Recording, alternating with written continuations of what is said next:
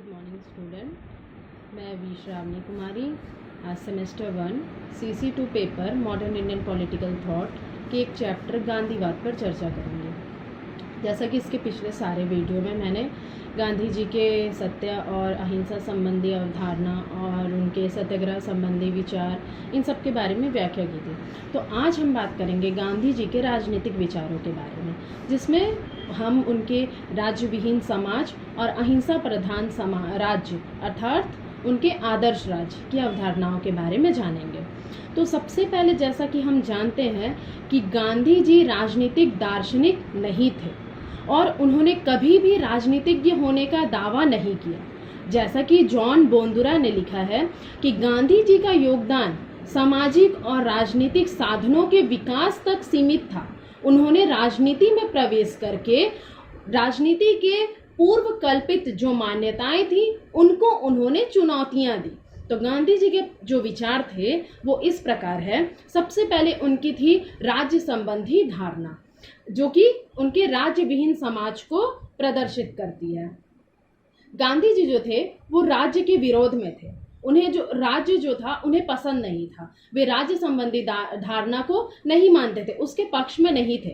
वे भी मार्क्सवादी तथा अराजकतावादियों के समान राज्य विहीन समाज की स्थापना करना चाहते थे। राज्य का विरोध करते हुए गांधी जी का विचार था कि राज्य व्यक्ति के विकास को रोकता है, उसके मार्ग को प्रशस्त नहीं करता, अर्थात उसको अवरुद्ध करता है, उसके मार्ग को रोकता है। किसी भी व्यक्ति का जो विकास है वो आंतरिक इच्छाओं और कामनाओं पर निर्भर होता है और राज्य जो है शक्ति पर आधारित होने के कारण व्यक्ति का केवल बाहरी कार्यों को ही प्रभावित करता है, वो उसके आंतरिक कार्यों को प्रभावित नहीं करता। गांधी जी के अनुसार राज्य अनैतिक है, इसलिए है क्योंकि वो हमें कार्य करने की मतलब हमें अपनी इच्छा से कार्य करने के लिए बाधित करता है, मतलब इच्छा से कार्य नहीं करने देता है, इस पर वो बाधा पहुंचाता है। भय और कानून की शक्ति से वो बाधित करता है।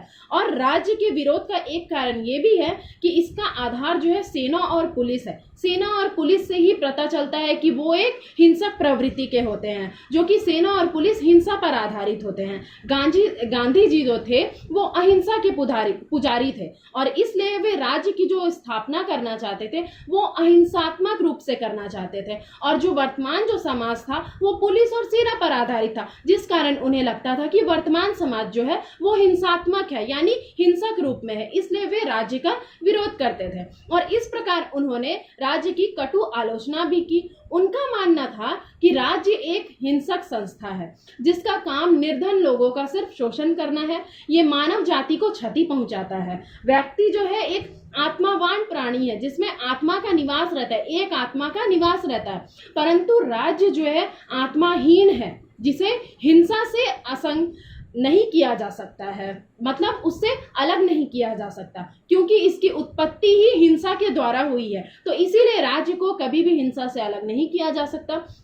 गांधी जी के राज्य विहीन समाज में सभी व्यक्ति पूर्ण रूप से अहिंसक होंगे, उनकी सभी जो आवश्यकताएं हैं वो पूरी होंगी और उसमें जो अपराध नहीं होंगे, और अपराध नहीं होंगे तो उसमें पुलिस की आवश्यकता ही नहीं होगी। और यदि कभी कभार यदि ऐसे कोई छोटे मोटे अपराध हो जाते हैं तो उसका निपटारा जो है वो ग्राम पंचायत करेंगी।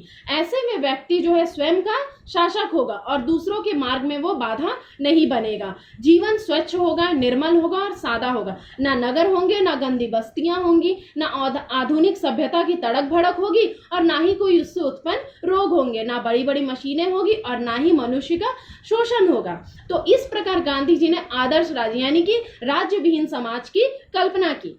सिद्धांत रूप में राज्य के अस्तित्व के विरुद्ध होने पर भी गांधी जी जो राज्य के विरोध में थे उसके होने पर भी गांधी जी ने वर्तमान परिस्थितियों में राज्य को समाप्त करना उचित नहीं समझा। वे उसके पक्ष में नहीं थे, वे राज्य के विरुद्ध थे, परंतु वे राज्य को समाप्त नहीं करना चाहते थे, क्योंकि उनका विचार था कि वर्तमान समय में जो मानवों का जीवन है वो उतना सक्षम नहीं है कि वो खुद को संचालित कर सके, अर्थात खुद का शासन वो स्वयं कर सके। इसलिए समाज में राज्य और राजनीतिक शक्ति की जरूरत है, लेकिन साथ ही साथ राज्य में जो है उसका जो राज्य का कार्य क्षेत्र है वो न्यूनतम होना चाहिए, यानी कि वो कम होना चाहिए। जनता पर कम से कम शासन करने वाला होना चाहिए। राज्य व्यक्तिगत स्वतंत्रता का विरोधी है तो उसमें कम से कम उसे हस्तक्षेप करना चाहिए। गांधी जी का कहना था कि शासन वही सर्वश्रेष्ठ है जो कम से कम शासन करे। इस तरह गांधी जी राज्य को एक आवश्यक बुराई के रूप में स्वीकार करते हुए भी राज्य के प्रभाव और शक्ति को कम करने का प्रयास करते थे। वे राज्य के विरोध में थे, परंतु वे राज्य को समाप्त नहीं करके राज्य की शक्तियों को न्यूनतम करना चाहते थे, ताकि राज्य के रहते हुए भी व्यक्ति जो है वास्तविक रूप से स्वतंत्रता प्राप्त कर सके। इसके संबंध में गांधी जी ने 3 सुझाव दिए। सबसे पहला है सत्ता का विकेंद्रीकरण। गांधी जी का सुझाव था कि राजनीतिक क्षेत्र में सत्ता का विकेंद्रीकरण कर दिया जाए, अर्थात ग्राम पंचायत को गांव का प्रबंध और प्रशासन के अधिकार दिए जाएं। उनका कहना था कि सत्ता का विकेंद्रीकरण हानिकारक होता है, क्योंकि इससे मात्र कुछ थोड़े से व्यक्तियों के हाथ में सारे अधिकार को सौंप दिए जाते हैं और वे छल कपट से अपने स्वार्थ को सिद्ध करने में लग जाते हैं, जिसे रोकने का उपाय सत्ता का विकेंद्रीकरण हो सकता है। और उन्होंने ये भी लिखा, उनका मानना था कि मेरे ग्राम स्वराज का आदर्श यह है कि प्रत्येक ग्राम पूर्ण गणराज्य हो, यानी कि उस पर लोगों का अधिकार हो। अपनी आवश्यक वस्तुओं के लिए वह अपने पड़ोसियों पर निर्भर न रहे। इस प्रकार प्रत्येक ग्राम का पहला जो काम होगा कि खाने के लिए अन्न और कपड़ों के लिए रुई की फसल उत्पन्न करना। ग्राम की अपनी नाट्यशाला, सार्वजनिक भवन और पाठशाला भी होनी चाहिए। प्रारंभिक शिक्षा अंतिम कक्षा तक अनिवार्य होगी। यथासंभव प्रत्येक कार्य सहकारिता के आधार पर किया जाएगा। ग्राम का शासन मात्र 5 व्यक्तियों की पंचायत द्वारा संचालित होगा।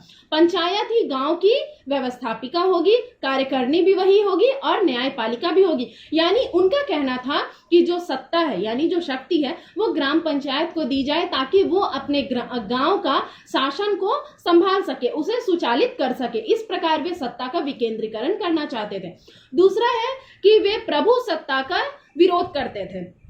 गांधी जी राज्य की ऐसी निरंकुश प्रभु सत्ता के विरोधी थे जिसके अनुसार प्रत्येक व्यक्ति का प्रधान कर्तव्य आंख मूंद कर राज्य की आज्ञा का पालन करना है। यानी गांधी जी ऐसे राज्य की निरंकुशता का विरोध करते थे जिस राज्य के लोग आंख बंद करके अपने राज्य की आज्ञा का पालन करते हो। गांधी जी को ये चीज पसंद नहीं थी और वे नैतिकता का विरोध करने वाले कानूनों का प्रतिरोध करने का व्यक्ति को अधिकार ही नहीं प्रदान करते बल्कि उनका कर्तव्य समझते हैं। यानी गांधी जी का कहना था कि जो कानून उनके कोई भी व्यक्ति के नैतिकता का विरोध करता हो तो व्यक्ति को अधिकार है कि वो उसका प्रतिरोध करे। उनके मतानुसार सच्चे लोकतंत्र की स्थापना के लिए ऐसी व्यवस्था आवश्यक है, किंतु इससे उत्पन्न होने वाली अराजकता के दोष को कम करने के लिए उन्होंने राजकीय कानूनों की अवहेलना को अहिंसात्मक और सविनय बताया। मतलब कि उनका कहना था कि यदि सच्चे लोकतंत्र की स्थापना के लिए ऐसी व्यवस्था आवश्यक है, लेकिन अगर उससे अराजकता के दोष को कम करने के लिए उन्होंने राजकीय कानूनों की अवहेलना की और उसको सविनय बताया। और उन्होंने राज्य सत्याग्रह के लिए कई बड़ी बड़ी शर्तें रखी और इससे अराजकता और उच्च श्रृंखलता की प्रवृत्ति पर बड़ी मात्रा में नियंत्रण रखा जा सकता है। ऐसा उन्होंने बताया कि लोकतंत्र की स्थापना के लिए ऐसी व्यवस्था आवश्यक है। उसके बाद है तीसरा कि राज्य का न्यूनतम कार्य क्षेत्र। राज्य सत्ता की बुराइयों को दूर करने के लिए गांधी जी का सुझाव था कि राज्य का जो कार्य क्षेत्र है उसको न्यूनतम कर दिया जाए, यानी राज्य जो है जनता पर कम से कम शासन रखे, उसके द्वारा जनता मतलब लोगों के जीवन में कम से कम हस्तक्षेप होना चाहिए। सर्वोत्तम सरकार वही है जो कम शासन रखता हो, यानी लोगों पर कम अधिकार अपना जमाता हो। उनका कहना था कि स्वराज का अर्थ यही है कि व्यक्ति को सरकार के नियंत्रण से स्वतंत्र होकर निरंतर प्रयत्न करना चाहिए, चाहे वो सरकार विदेशी हो चाहे वो राष्ट्रीय हो। यानी कि व्यक्तियों को चाहिए कि वह सरकार के नियंत्रण से स्वतंत्र होकर अपना कार्य करे। अब है गांधी जी के आदर्श राज्य, जो कि अहिंसात्मक राज्य का पर्यायवाची है, यानी कि उन्होंने अहिंसात्मक राज्य के क्या क्या गुण बताए कि क्या क्या उसमें होने चाहिए। गांधी जी ने प्लेटो के समान ही दो आदर्शों का वर्णन किया। सबसे पहला था पूर्ण आदर्श, जिसे वे राम राज्य का नाम देते हैं, और दूसरा है उप आदर्श, जिसे वे अहिंसात्मक समाज कहते हैं, जो कि आदर्श राज्य के नाम से भी प्रसिद्ध है। वे राज्य विहीन समाज की स्थापना करना चाहते थे। इसमें सब व्यक्ति सामाजिक जीवन और स्वयं अपनी इच्छा से नियमन करते हैं। मनुष्यों का इतना अधिक विकास हो जाता है कि वे अपने कर्तव्यों और नियमों का अपनी स्वेच्छा से पालन करते हैं। लेकिन उन्होंने इस बात को भी स्वीकार किया कि मानव समाज की जो वर्तमान स्थिति है वो इतनी सक्षम नहीं है कि वे स्वयं का शासन स्वयं ही कर सके। तो उन्होंने पूर्ण आदर्श समाज बताया कि वर्तमान स्थिति में पूर्ण आदर्श समाज की स्थापना जो है वो संभव नहीं है। इसलिए उन्होंने व्यवहारिक दृष्टिकोण से उप आदर्श की कल्पना की, अर्थात उन्होंने अहिंसात्मक राज्य की कल्पना की। उनके द्वारा अहिंसात्मक राज्य की जो विशेषताएं हैं उसमें सबसे पहला है अहिंसात्मक समाज। गांधी जी अपने राज्य को अहिंसात्मक समाज के नाम से पुकारते हैं। गांधी जी के इस आदर्श समाज में राज्य संस्था का अस्तित्व रहेगा। पुलिस, जल, सेना तथा न्यायालय आदि शासन की बाध्यकारी सत्ताएं भी होंगी, ये सभी भी होंगी, जिसे गांधी जी हिंसात्मक सत्ता कहते थे, वे सब भी इसमें होंगी। लेकिन फिर भी वे जो है वो सिर्फ समाज का कल्याण करेंगे, लोगों को उत्पीड़ित और आतंकित करने के उद्देश्य से नहीं, बल्कि लोगों का सेवा करने के उद्देश्य से वे काम करेंगे। इस आदर्श समाज में कभी कभी समाज विरोधी तत्वों के विरुद्ध दबाव का प्रयोग करना पड़ सकता है, लेकिन इस दबाव का रूप भी सत्याग्रह का होगा, हिंसात्मक का नहीं होगा। उसके बाद आता है शासन का लोकतांत्रिक रूप। गांधी जी के आदर्श समाज में शासन का जो रूप है पूर्णतया लोकतांत्रिक होगा। जनता को न केवल मत देने का अधिकार होगा, बल्कि जनता सक्रिय रूप से शासन के संचालन में भी भाग लेगी, यानी जनता ही सर्वोपरि होगी। उन्हें मत देने का भी अधिकार होगा और वे शासन में भाग भी लेंगी, और शासन सत्ता जो है वो सीमित होगी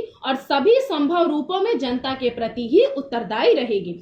तीसरा है विकेंद्रीकृत सत्ता। गांधी जी के आदर्श राज्य का एक प्रमुख लक्षण विकेंद्रीकृत सत्ता है। गांधी जी संपूर्ण भारत में प्राचीन ढंग से स्वतंत्र और स्वावलंबी ग्राम समाजों की स्थापना करना चाहते थे, जिसका आधार सिर्फ ग्राम पंचायत, जैसे कि मैंने आपको पहले बताया कि ग्राम पंचायत ही अपने गांव का सुचालन करेगी, उसे संचालित करेगी, यानी कि सत्ता जो है ग्राम पंचायत के हाथ में होनी चाहिए। ग्राम पंचायत का निर्वाचन तो प्रत्यक्ष रूप से होगा, लेकिन उसके ऊपर जो प्रशासनिक इकाइयां हैं, जैसे प्रादेशिक सरकार, राष्ट्रीय सरकार और आदि विधान मंडलों का चुनाव जो होगा वो अप्रत्यक्ष प्रणाली से होगा, जिससे सत्ता का समस्त केंद्र ग्राम पंचायत ही बनी रहेगी। और इस प्रकार की व्यवस्था में गांवों में स्वशासन और स्वावलंबन की जो भावना है वो उत्पन्न होगी और वास्तविक अर्थ में सभी जो है वो स्वतंत्र होंगे। उसके बाद है आर्थिक क्षेत्र में विकेंद्रीकरण। गांधी जी के आदर्श राज्य में आर्थिक क्षेत्र में विकेंद्रीकरण को अपनाने का सुझाव दिया गया। विशाल एवं केंद्रीकृत उद्योग लगभग समाप्त कर दिए जाएंगे, यानी जो जितने विशाल उद्योग होते हैं वे समाप्त करके उनके स्थान पर कुटीर उद्योग चलाए जाएंगे। उन मशीनों का तो प्रयोग किया जा सकेगा जो व्यक्तियों के लिए सुविधाजनक होंगी, लेकिन मनुष्यों को मानवीय श्रम के शोषण का साधन नहीं बनाया जाएगा। यानी मशीनों का उपयोग तो होगा, लेकिन वो मानवों के द्वारा जो श्रम किया जाता है उसका वो शोषण नहीं करेगा। हर गांव अपनी आवश्यकता की वस्तुएं स्वयं ही उत्पन्न करेगा और प्रत्येक व्यक्ति अपने उत्पादन के साधनों का स्वयं ही स्वामी होगा। मतलब जो व्यक्ति जो चीज को उपजाएगा उसका स्वामी वो स्वयं ही होगा, और इस प्रकार आर्थिक क्षेत्र में प्रतिस्पर्धा और शोषण का अंत हो जाएगा। और उसके बाद है 5वां पॉइंट, नागरिक अधिकारों पर आधारित। गांधी जी का जो आदर्श समाज है स्वतंत्रता, समानता और अन्य नागरिक अधिकारों पर आधारित होगा। इस समाज में प्रत्येक व्यक्ति को अपने विचार व्यक्त करने और समुदाय के निर्माण की स्वतंत्रता होगी। मतलब सभी व्यक्ति को स्वतंत्रता, समानता और सभी प्रकार के अधिकार उपलब्ध होंगे। सभी व्यक्तियों को अपने विचार व्यक्त करने की छूट होगी और सभी व्यक्तियों को अपने समुदायों के निर्माण करने की स्वतंत्रता होगी। इस समाज के अंतर्गत जाति, धर्म, भाषा, वर्ण और लिंग आदि भेदभाव के बिना सभी व्यक्तियों को समान सामाजिक और राजनीतिक अधिकार भी प्राप्त होंगे। उसके बाद है निजी संपत्ति का स्वामित्व। इस आदर्श राज्य में निजी संपत्ति की प्रथा का अस्तित्व होगा, किंतु संपत्ति के जो स्वामी अपनी संपत्ति का प्रयोग निजी स्वार्थ के लिए नहीं करके समाज के कल्याण के लिए करेंगे। वे ये समझकर कार्य करेंगे कि उनके पास जो संपत्ति है उसका वास्तविक स्वामी वो स्वयं ना होकर संपूर्ण समाज है और समाज के द्वारा उन्हें इस संपत्ति का संरक्षक या ट्रस्टी नियुक्त किया गया है। यानी वह जो व्यक्ति है वो अपनी संपत्ति का मालिक नहीं है, बस उसका वो संरक्षक है, यानी वो संपत्ति की वो रक्षा करने वाला है, वो उसका ट्रस्टी है, बल्कि उस संपत्ति का मालिक जो है वो समाज है। उसके बाद 7वां पॉइंट है प्रत्येक व्यक्ति के लिए श्रम अनिवार्य है। इस आदर्श समाज में प्रत्येक व्यक्ति के लिए अपने भरण पोषण हेतु श्रम करना अनिवार्य होगा। यानी गांधी जी के आदर्श समाज में प्रत्येक व्यक्ति को अपने जीविका यापन के लिए मेहनत करना होगा। कोई भी मनुष्य अपने निर्वाह के लिए दूसरों की कमाई हड़पने का प्रयास नहीं करेगा और बौद्धिक श्रम करने वाले व्यक्तियों के लिए थोड़ा बहुत शारीरिक श्रम करना अनिवार्य होगा। सभी व्यक्तियों के द्वारा कुछ न कुछ शारीरिक श्रम किए जाने पर ही समाज में वास्तविक समानता स्थापित हो सकेगी।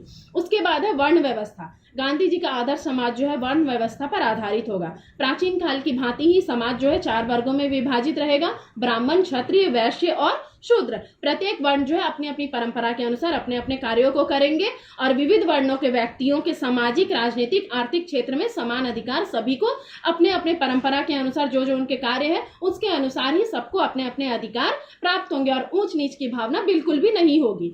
उसके बाद है अस्पृश्यता का अंत। गांधी जी जो है अस्पृश्यता को भारतीय समाज के लिए कलंक मानते थे, यानी छुआछूत भेदभाव को वो कलंक मानते थे और उनके आदर्श समाज में अस्पृश्यता के लिए कोई भी स्थान नहीं था।